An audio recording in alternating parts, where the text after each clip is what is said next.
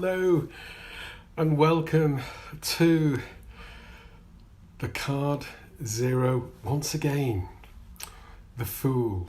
But when the Fool appears at the end of a sequence, it's very different. The Fool has travelled gaily through the world, gathering experiences, understanding the meaning of life, going through every possible transformation.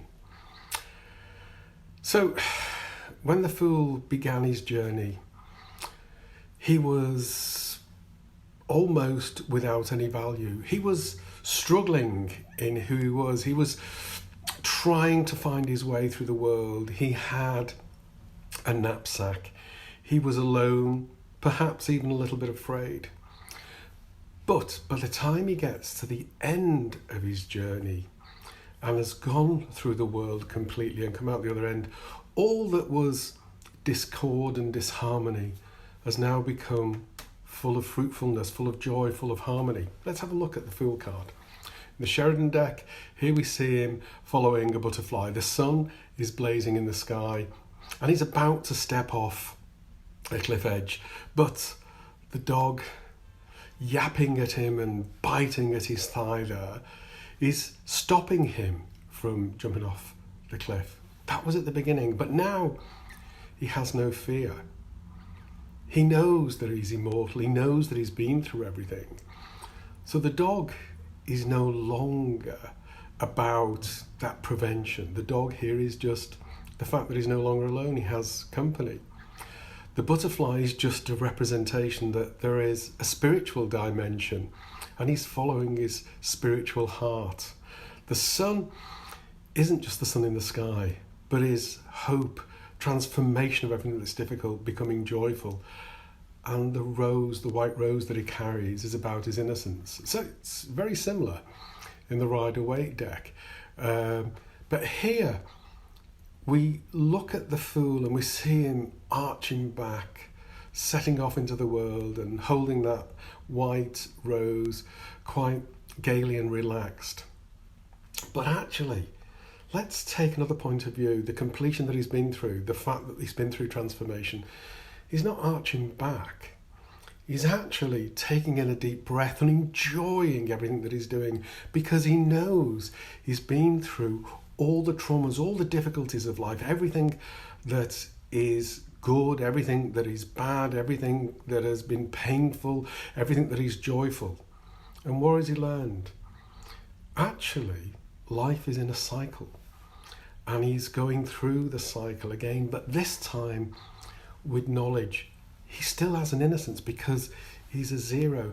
And what that innocence means is that he understands the world. He understands the difficulties of the world, but that doesn't stop him enjoying what the world has to offer. Both the dark and the light that can happen within the world are not preventing him anymore. He can step off the cliff because he knows he's a spiritual being. He knows that he will fly. He's dreaming of greater things because he knows he can achieve those greater things.